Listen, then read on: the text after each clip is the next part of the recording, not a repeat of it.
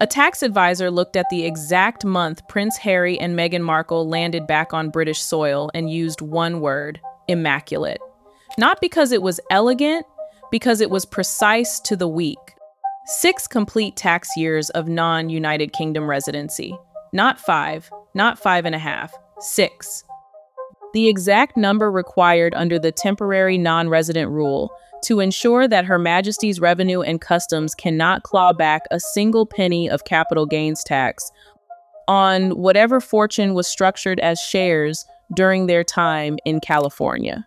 They left in March 2020, weeks before the tax year closed on the 5th of April. They returned in August 2026, a few months into the 7th year. If that is a coincidence, it is the most profitable coincidence in modern royal history, and here is what I am going to show you before this is over. The calendar, the federal paperwork, and the security trick are not 3 different stories. They are 3 legs of the same stool, and the stool is shaped like an exit plan. Before we talk about why they came back, look at how the country they chose over this one waved them off. An American newspaper gave it the front page. The gist of the headline was simple: "Our long national nightmare is over. Harry and Meghan returning to the United Kingdom after failing to take the colonies." An American comedian went further: "We finally found a deportation that all Americans agree on." That is the farewell. No tour, no thank you letter, a shrug and a street party. And over here in Britain, nobody bothered pretending either. A well-connected royal broadcaster appeared on American television and gave the entire 6-year experiment 2 words: broke and busted. A veteran biographer who has spent years investigating these two called Harry, a man living in a fantasy world, and used the word blunderbust. His prediction was blunt: the fall of the Sussexes will be the great story. And there is only one direction it goes. Now, if you are watching this and thinking, well, maybe they just missed home. Maybe they want to be closer to King Charles III. Maybe this is about the children building relationships with cousins.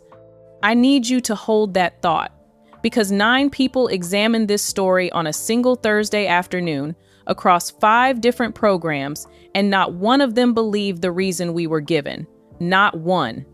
4 of them arrived at 4 separate answers, and 3 of those answers were pointing at the same month on the calendar. Here is where most people get this completely wrong. They think this is a story about a family reconciliation. It is not. It is a story about arithmetic. Let us start with the version the public was handed.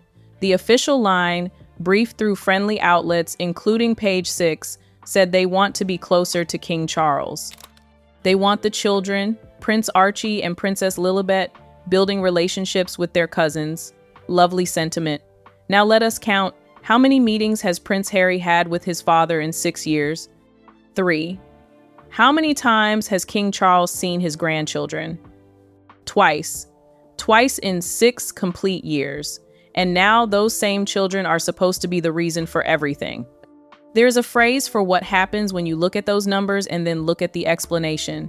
It is called not adding up. And the question of which family we are even talking about deserves a moment. Lord Spencer, Harry's uncle on his mother's side, does not exactly preside over a close-knit clan. His own children reportedly do not speak to him. The cousins on the Windsor side are mostly not of an age to be playmates for Archie and Lilibet. So when the Sussex operation says the children want to be near family, which family? It sounds warm on paper, it disintegrates under even gentle questioning. A former press secretary to the late Queen Elizabeth, someone who actually stood in those rooms and managed those briefings, looked at the July meeting between Harry and Charles and saw no reunion at all. No photographs were released, no briefing beyond confirming it happened. They tested the waters, she said. 2 newspapers ran the story in the same hour, and both called it a world exclusive. Think about that for a moment. 2 outlets, same hour, both claiming exclusivity. Somebody handed it out. That is not a family catching up over tea. That is a press operation running reconnaissance. And what about the track record of this particular press operation? Their communications team swore they had nothing to do with a meeting that their own side had briefed. There was a claim about consent from a famous American family that turned out not to exist. There was a claim about getting married privately 3 days before the actual wedding, which a senior member of the clergy pointed out would have been a serious criminal offense. So when that same operation tells you the reason for the move, you are not just entitled to be skeptical, you are a fool if you are not. It was not long ago that sources in Harry's camp were telling journalists he had never been happier. He was learning to surf. He loved his life in Montecito, California. There was nothing in Britain he missed. Learning to surf. That is what they went with. And then, very recently, that same camp started briefing something completely different. One careful and respected royal editor from one of Britain's most established broadsheet newspapers put it plainly. Nothing about it makes perfect sense. She did not shout it. She is not the shouting type. She deals in documented fact, not tabloid speculation, which is exactly why her next observation matters more than 100 breathless headlines. There may be financial things, she said. There may be visa things, and there may be things that have not been part of this conversation so far. When the journalist who actually broke the story tells you the publicly stated reason does not stand up, you are no longer in the territory of gossip columns. You are in the territory of something being deliberately hidden. Now, here is the part that sent shockwaves through royal watching circles and, frankly, through parts of official Washington too. A source with genuine connections to aristocratic circles and intelligence-adjacent networks came forward with a very specific claim. She had been sitting on information since the 12th of August, 2026. 8 full days of silence before she breathed a word of it. And when she finally spoke publicly, she came armed with dates. Her account runs like this. On the 11th of August, 2026, there was a meeting involving federal authorities in the United States. The subject of that meeting was paperwork Prince Harry submitted around 2021 in connection with his entry to the United States and his immigration status. The claim, stated explicitly, is that there exists a strong belief among those federal investigators that Harry lied on that paperwork, that he misrepresented something material in order to gain admission as what you might describe as a semi-permanent resident. And then came the sentence that the entire week pivots around. If they did not jump, he was going to be pushed, and they could not afford the embarrassment of him possibly being arrested. Stop for a second. Absorb the weight of that claim. A member of the British royal family, 5th in line to the throne, grandson of Queen Elizabeth II, son of the reigning King Charles III, potentially facing arrest by United States federal authorities over an immigration fraud matter. Whether you believe this account entirely or believe it has been embellished, the specificity of it is what separates it from the usual commentator chatter. Dates, a timeline, a named sequence of events. 8 days of deliberate restraint before going public. This was not somebody calling into a radio show with a hot take. This was someone who chose when to speak and chose what to withhold. But here is the hole in this theory, and I would rather point it out myself than leave it for the comments section to tear apart. On that same evening, on that same program, it was mentioned that a veteran royal journalist had an entire chapter in a forthcoming book claiming Harry had been planning this move for months. A friend had told him back in the spring that Harry was already looking at properties. He was apparently scouting the Cotswolds near Highgrove, the estate where Prince Charles raised him. The area where Harry knows every pub, every footpath, every secret shortcut through the hedgerows. Months of planning and 8 days of panic cannot both be true. They occupy different universes of intention. Either this was a long-considered strategic retreat, or it was a frantic emergency scramble triggered by a federal investigation. Both versions were offered on the same evening by people with credible sourcing. That contradiction sits at the center of this entire affair, and nobody has resolved it.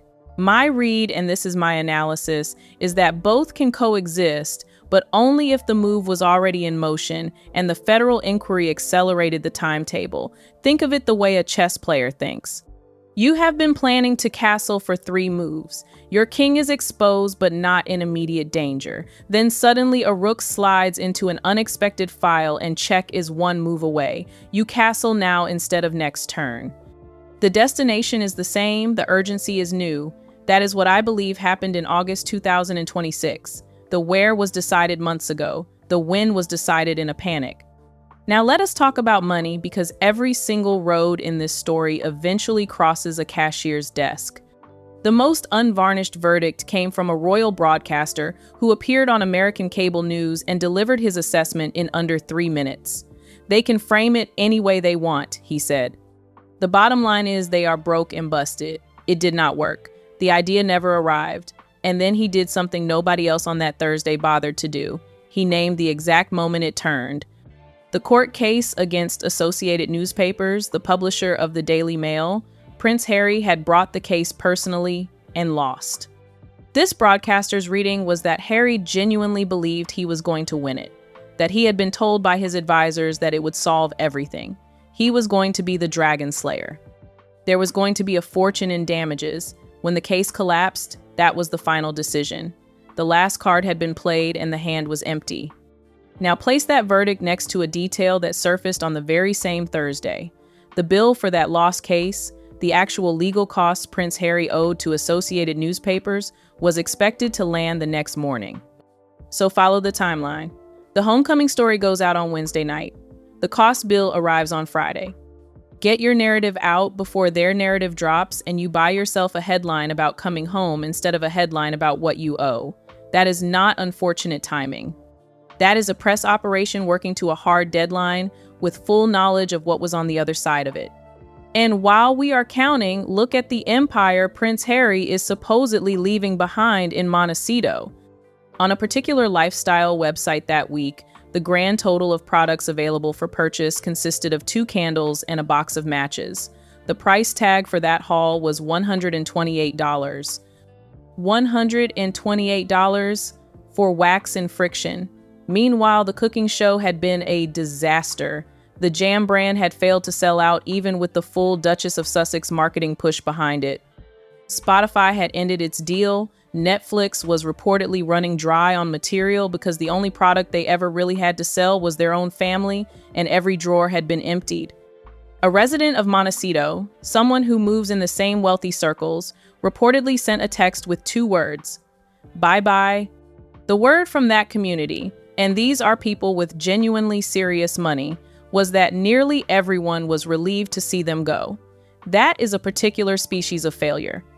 When even the neighbors in one of the wealthiest postal codes in the United States are celebrating your departure, something has gone profoundly wrong with your brand.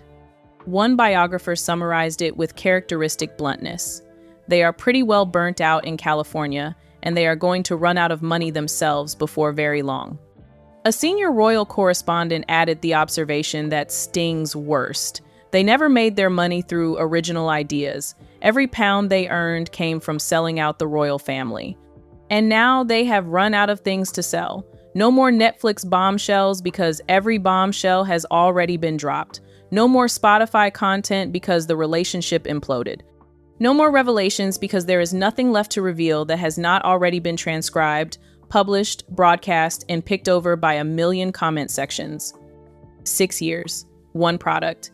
And the product was their own relatives. Here is what their own supporters spent that Thursday doing: scratching their heads. The Sussex fan base, a group that had defended every decision for 6 years, could not reconcile 2 facts. The same couple who called this country racist, who called it cruel, who called it unlivable, who said the press whipped up hatred against them, who said the United Kingdom was too dangerous for Prince Archie and Princess Lilibet, were now apparently desperate for a house in the Cotswolds. The cognitive dissonance was visible in real time across every social media platform. The hashtags that used to rally support went quiet. The threads that used to coordinate defense ran in circles. And the line the newspapers will never print about themselves came from a well-placed media correspondent who knows Fleet Street inside and out. There were champagne corks popping up and down Fleet Street, she said. The return of Harry and Meghan will make a great many people a great deal of money. Editors, photographers, columnists, producers, everyone makes money from these 2. Everyone except these 2. But broke people leave in a hurry. They throw clothes in suitcases and book the first available flight. These 2 waited, and what they waited for was a date. Here is where I need you to pay very close attention, because this is the part that changed my entire understanding of this story, and I suspect it will change yours. The chief executive of a prominent London tax advisory firm, a man who does not cover royal gossip, who spends his working life advising high net worth individuals on United Kingdom tax obligations, looked at the dates of this move and reached for one word: immaculate. His analysis, delivered with the dry precision you would expect from a man who bills by the hour, was devastating. It is good to see Harry and Meghan achieve 6 full tax years of non-United Kingdom residency to manage the temporary non-resident rules for capital gains tax. They have clearly had some excellent tax advice, and the timing of the move back to the United Kingdom is immaculate.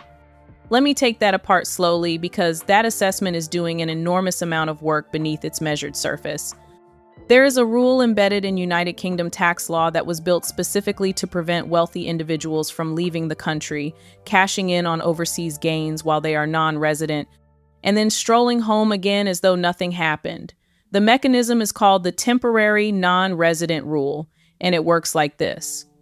Leave the United Kingdom and return within 5 years, and HMRC, Her Majesty's Revenue and Customs, treats you as though you never left.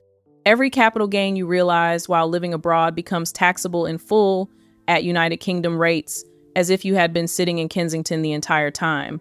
But there is a threshold. Stay away for 6 complete United Kingdom tax years and you are clear. The gains crystallize offshore. HMRC cannot touch them. 6 complete tax years. That is the number. Burn it into your memory, because everything that follows depends on it.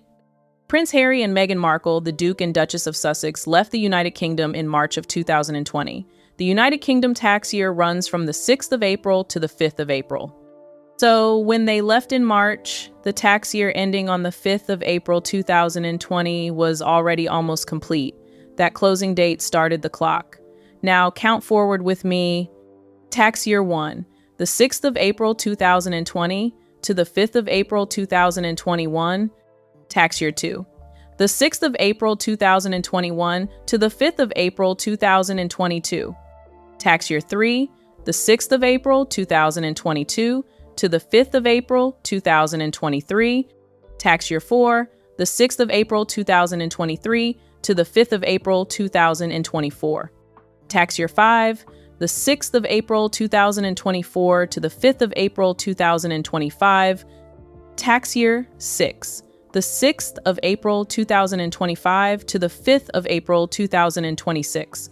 That 6th year completed in April of 2026. The Sussex family is returning in August of 2026. A few months into the 7th year, every single required tax year completed. Not a month wasted, not a week early, not a day short.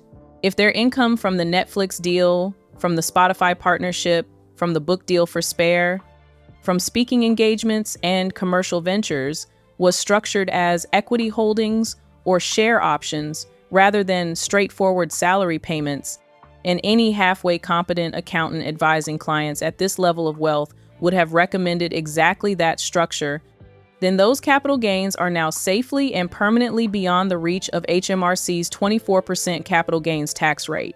We are not talking about modest sums here. The Netflix deal alone was reportedly worth around $100 million. The Spotify arrangement was valued at approximately $25 million. The advance for Spare, Prince Harry's memoir, was reportedly in the region of $20 million. Even if only a fraction of that total was routed through capital gains eligible vehicles, the tax saving from waiting those 6 full years would be measured in millions of pounds, plural, many millions. And here is the detail that makes this feel less like luck and more like a business plan.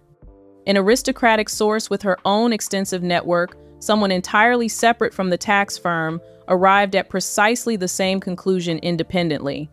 The information was texted to her the night before by a friend who had nothing whatsoever to do with royal circles, a financial mind looking at raw numbers. And her verdict was more devastating than any insult could ever be, precisely because it was not an insult at all. It was an acknowledgement. You cannot really knock them for being so clever. In a funny sort of way, you have to admire them for being so clever. That is worse than being called greedy. That is being recognized as calculating by someone who respects the calculation even while finding the calculators contemptible. A man who genuinely misses his father books a flight. This one waited for a tax year to close. That single observation tells you more about the true nature of this return than every official palace statement and every Sussex press release combined. But the tax calendar explains when they came back. It does not explain what the move itself actually purchases for them going forward. And what it purchases is where this story becomes truly breathtaking. For 6 years, Prince Harry fought in the courts to obtain government-funded security protection in the United Kingdom. Case after case after case, argued through the royal courts of justice, appealed, reheard, and lost. A journalist who actually took the time to sit down and read through the court papers discovered that the reasoning behind the refusals was not classified material at all. It was scattered throughout the publicly available documentation. The central finding was straightforward. Prince Harry did not fall within the cohort of individuals who qualify for state-funded protection. And one of the key factors keeping him outside that cohort was devastatingly simple. He did not live in the United Kingdom. Now watch what happens when you change that single variable. If Prince Harry lives in the United Kingdom, he satisfies one of the qualifying criteria. And if King Charles III, his father, grants him even the most minor official role at even the most minor royal charity, Harry becomes a working royal again. And working royals are entitled to protection through the Metropolitan Police Royalty and Specialist Protection Command. The security that Harry spent 6 years and a fortune in legal fees trying to win through the courts could be obtained instead through one conversation with his father and a change of address form. One address, one small ceremonial role at one small charity. 2 boxes checked, and what falls out the other side is £3 to £4 million per year in private security costs, gone in an afternoon. Transferred from Prince Harry's account to the British taxpayer. And this is the mechanism that most commentators completely miss. That government-funded security does not apply only within British borders. It follows the person. Holiday in Portugal, where Harry reportedly owns a property? Covered. Working trip to South Africa? Covered. Spending a month back at the house in Montecito? Still covered. The protection attaches to the individual, and it travels wherever the individual travels, regardless of geography. So let us do the arithmetic that Buckingham Palace would very much prefer you did not bother with. Right now, Prince Harry is reportedly spending between $3 and $4 million per year on private security. That is money draining steadily out of whatever remains of the Netflix, Spotify, and book earnings. It is an ongoing, grinding, relentless cost. One small concession from King Charles and that cost vanishes entirely, not reduced, not subsidized, eliminated, moved off Harry's deteriorating balance sheet and onto the public books. And here is the detail that should stop you cold. One senior royal correspondent raised a genuine possibility that had not been discussed anywhere else. Harry might not include Meghan in that security arrangement. Read that again. There is a scenario being discussed in which Prince Harry obtains government-funded security as a minor working royal and the Duchess of Sussex does not, where the Met Police protection follows him and him alone. If you think the door for that arrangement is not already being propped open, go back and read the original newspaper report with fresh eyes. The first line from the official palace side states clearly and without ambiguity, no public money and no official royal duties of any kind. Crystal clear, unequivocal. But then the second line, sourced directly to Harry's own camp, reads very differently. If there are discussions on any future role for him further down the line, it would need to take place between him and his father. They place the denial in paragraph 1 and the possibility in paragraph 2. That is not careless drafting. That is a negotiating position dressed up as a news story. The word him is doing an extraordinary amount of work in that sentence. Him, not them, him. The official statement from the palace said King Charles naturally welcomes the opportunity to see more of the Sussex family in a personal and private capacity. But the king is clear that there will be no alteration to the Duke and Duchess's role and status as private individuals and non-working royals in keeping with their clearly expressed wishes and agreements over past years. Look at those last few words. In keeping with their clearly expressed wishes, the palace is framing the situation as though Harry and Meghan chose to be non-working royals, as though stepping away from official duties was their preference, which it was 6 years ago, when they thought Netflix money would last forever and Spotify would keep writing checks. They changed their mind because the money ran out and the alternative is selling wickless candles for a living. The former head of the Royal Protection Command, the actual officer who ran the security apparatus that kept Prince Harry alive during his years as a working royal, was asked to weigh in. He had been invited to appear on television at midnight on the night the story broke, and he turned it down, not from any loyalty to the Sussex camp. He was simply too stunned to form coherent sentences. When he did find his voice, he called the return a 100% U-turn. After 6 years of Prince Harry telling the entire world that the United Kingdom was not safe for his wife and children, after claims of potential acid attacks and knife threats and a tabloid press whipping up active hatred, after arguments made in court and on camera that Britain was too dangerous a country for Prince Archie and Princess Lilibet to live in, apparently now it is fine. Fine for the children, fine for Meghan, fine for everyone. The same streets that were supposedly crawling with 1,000 fixated individuals are now suitable for a family home. He was shocked, genuinely stunned, and then he turned his professional attention to something that nobody in the media frenzy had thought to examine: the threat register. There are over 1,000 fixated persons tracked in the United Kingdom. Roughly 20% of them are assessed as posing a genuine threat of physical harm. He had seen the polls that morning showing approximately 85% of the British public actively opposed to this return, and he offered that number not as a survey result or a popularity metric. He offered it as a component of a professional threat assessment. Let that sit with you for a moment. The Sussex family's own unpopularity has itself become a line item in the security budget. Their decision to come back creates a protection requirement, and the bill for managing that requirement lands on people who never asked for any of it, never wanted any of it, and overwhelmingly wish it were not happening. The cost, in this former protection chief's professional estimation, runs to many millions of pounds annually. He also addressed the palace's official insistence that King Charles did not know about the move until Sunday. His response was blunt enough to leave a mark. "It beggars belief," he said. The idea that the king only learned about this at the last possible moment is, in the view of the man who spent years managing royal security logistics, completely absurd. Somebody had already been looking into the entire infrastructure, he said. Homes, schools, transport routes, emergency protocols, threat assessments for the local area. You do not organize school places and moving vans and secure a property in the Cotswolds over a single weekend. And there is another queue that Prince Harry has to join, one that nobody in the commentariat thought to mention until a well-placed media correspondent brought it up.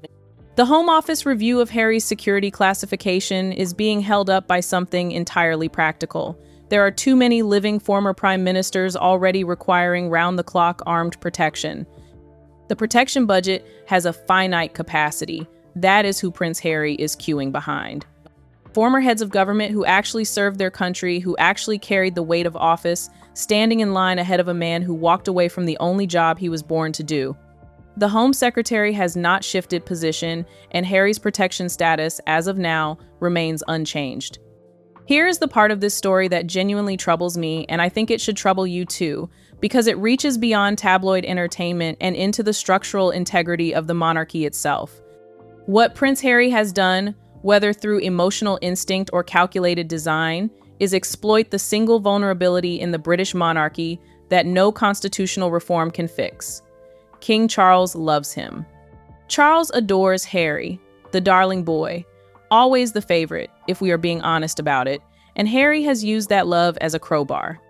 He has driven a wedge between the king and Prince William, the heir to the throne. By peeling Charles away from William on this particular issue, by appealing directly to a father's guilt and a grandfather's longing, Harry has maneuvered himself into a position where he returns to Britain with the king's personal blessing, while the Prince of Wales stands on the opposite side of the room with folded arms and a clenched jaw.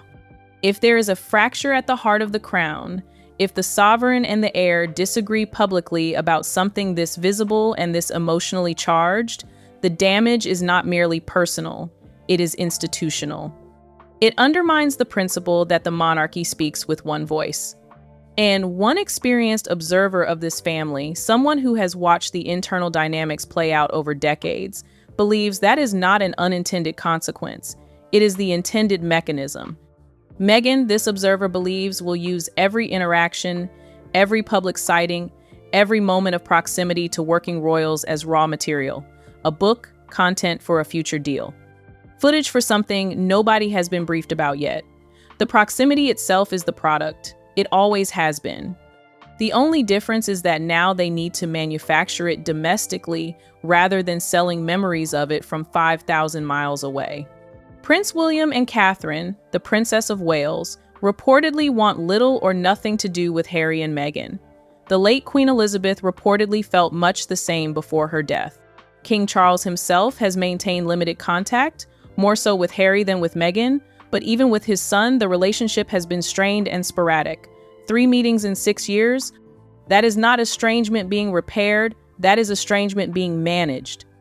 And consider the protocol issue that the tabloids will eventually photograph, but nobody has yet discussed in public. If Meghan Markle attends a formal royal event in the United Kingdom, she would be required under established royal protocol to curtsy to Prince William and to Catherine. Imagine that scene. After the Oprah interview in which she accused the institution of racism, after the Netflix documentary in which private conversations were dramatized for cameras, after claiming in that same interview that Catherine made her cry, after everything, a curtsy. If that moment arrives and a photographer captures it, that single image will be the most analyzed, most debated, most shared photograph of the entire decade. Every pixel of Meghan's expression will be read for sincerity or resentment or performance. It will be printed on every front page in the English-speaking world. And it will sell millions of copies for newspapers whose editors are, at this very moment, popping champagne. Now, let me pull all of this together, because I made you a promise at the very beginning and I intend to keep it. I told you the calendar, the federal paperwork, and the security trick were not 3 different stories. I told you they were 3 legs of the same stool. You have now seen each leg. The shape of the whole structure should be obvious. Step 1. Structure your income during the American years so that it qualifies as capital gains rather than ordinary employment income. Any accountant working with clients at this level of wealth would recommend exactly this: shares, equity stakes, deferred compensation vehicles, all perfectly legal, all designed to be realized after the 6-year threshold passes. Step 2. Stay out of the United Kingdom for exactly 6 complete tax years, not 5, which would trigger the temporary non-resident rule and hand HMRC a bill worth millions, not 5 3/4, 6, to the month. The discipline required to wait that long while your bank balance is visibly declining tells you everything about how seriously this was planned. Step 3. If a federal inquiry begins asking uncomfortable questions about your immigration paperwork, your visa applications, or what you did or did not disclose in 2021, you now have an additional and urgent reason to leave American jurisdiction. The move you were already planning for financial reasons becomes a move you need to make immediately for legal ones. The destination does not change, the departure date moves forward. Step 4. Once you are living on British soil, apply to your father for a minor royal role. Any role. A patronage at a small veterans charity, a nominal position at a heritage foundation. Something modest enough that the palace can announce it without a public outcry, but formal enough to qualify you as a working member of the royal family. Tick the residency box. Tick the working royal box. And watch as government-funded security, worth £3 to £4 million per year, activates automatically through existing protocols. The cost transfers from your own deteriorating finances to the Metropolitan Police budget, which is to say, to the British taxpayer. Step 5, do not sell the Montecito property. Keep it, because the security follows the person, not the location. You can spend weeks or months in California, fully protected, fully funded by the British government, while technically maintaining residency in the Cotswolds. The arrangement requires nothing more than a primary address in the United Kingdom and an official role that justifies the protection, both of which can be obtained through a single conversation with King Charles. That is not a homecoming. That is a financial instrument with a family photograph on the cover. And the genius of it, the quality that made a tax professional reach for the word immaculate, is that none of it breaks a single law. Not one statute violated, not one regulation bent. It is legal. It is ordinary. It is available to any family with sufficient wealth and a sufficiently patient accountant. The temporary non-resident rule was not written with royals in mind. It was designed for hedge fund managers and tech entrepreneurs and commodity traders. Prince Harry just happens to be the first member of the House of Windsor to use it. So let me close every loop I opened. Is it about the federal inquiry? Possibly. The dates cited by the source are specific, the 8-day embargo is difficult to explain away as invention, and the timeline of sudden urgency aligns with the reported acceleration of their departure from the United States. But it cannot be the whole explanation because the house hunting in the Cotswolds started months earlier. The federal theory explains the speed. It does not explain the destination. Is it about being broke and busted? Almost certainly in part. The Netflix content pipeline has dried up. The Spotify relationship is finished. The Jam did not sell. The cooking show was a ratings failure. The only marketable asset they ever possessed was proximity to the British Crown, and you cannot sell proximity from a gated community in Southern California.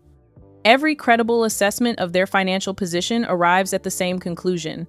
The money is running out, and no new source of comparable income has materialized. Is it about the tax calendar? The numbers answer this question on their own. 6 complete tax years of non-United Kingdom residency to the month. A professional tax advisor examined the timing and called it immaculate. Nobody has offered a better word because there is not one. Is it about security? That is what the move purchases going forward. And the annual bill, £3 to £4 million, is large enough and urgent enough to motivate almost any decision when your existing income streams are drying up simultaneously. The answer is that it is all of them, every one. And that is precisely what makes this chapter fundamentally different from every preceding installment of the Sussex saga. This is not one impulsive decision made in the heat of an argument or the flush of self-righteousness. This is a convergence of pressures, financial, legal, tax-related, and security-driven, that all pointed at the same month. The tax clock ran out in April. The money was running out faster than new deals could replace it. The federal questions began in August, and the only available solution to the security cost problem required a British address. August 2026 was not a choice. It was a completion date on a spreadsheet. 6 years ago, Prince Harry and Meghan Markle, the Duke and Duchess of Sussex, told the world exactly why they were leaving the United Kingdom. They told us in a book. They told us on Netflix. They told us sitting on a sofa in Montecito, California with Oprah Winfrey, with the cameras rolling and the lighting perfect. They gave us reasons on the record, time-stamped, transcribed, archived, and searchable. Not once, in all the weeks since the announcement, have they told us why they are coming back. 9 commentators examined this story on a single Thursday, and not one could extract a coherent answer. They land at the end of this month, and the first photograph of the Sussex family on British soil will already be worth more than anything they sold in 6 years in America.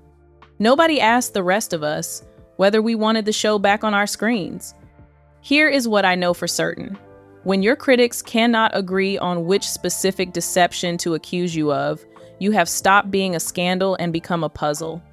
And puzzles do not sell jam. They left with demands: an apology from King Charles, an apology from Prince William, government security guarantees, formal status, All of it or nothing, they said. Well, they are coming back with none of it. No apology received, no security granted, not one of the conditions they swore. On camera, they would never return without. The way this family has always dealt with their most difficult members is simple and old and brutal. Give them enough rope, wait, and they will hang themselves with it. That is exactly what has happened. Here they are, the Duke and Duchess of Sussex, coming back to the country they spent 6 years publicly denouncing, with their tail between their legs and not a single one of their stated preconditions met. No apology, no security, no explanation that survives contact with a calendar. 6 years of absolutes delivered on camera to audiences of millions. And then you need the opposite to be true, and you need everybody to forget what you said. We did not forget. We watched it live. We recorded it. We transcribed it. We wrote it all down. That photograph at the airport is coming. The first image of Prince Harry and Meghan Markle and their children, Prince Archie and Princess Lilibet, standing on British soil. And between you and me, that photograph sells before the luggage carousel even starts turning. That single image will be worth more than every candle, every jar of jam, every episode of every cooking show, and every minute of every Netflix documentary they produced across 6 entire years in the United States. The photograph is the product. It was always going to be the product. They just needed the tax year to close first. Next time, the arrival itself. Who is waiting at that airport? Who has already been promised the first shot? And what that single frame is actually worth on the open market? You are going to want to see that one.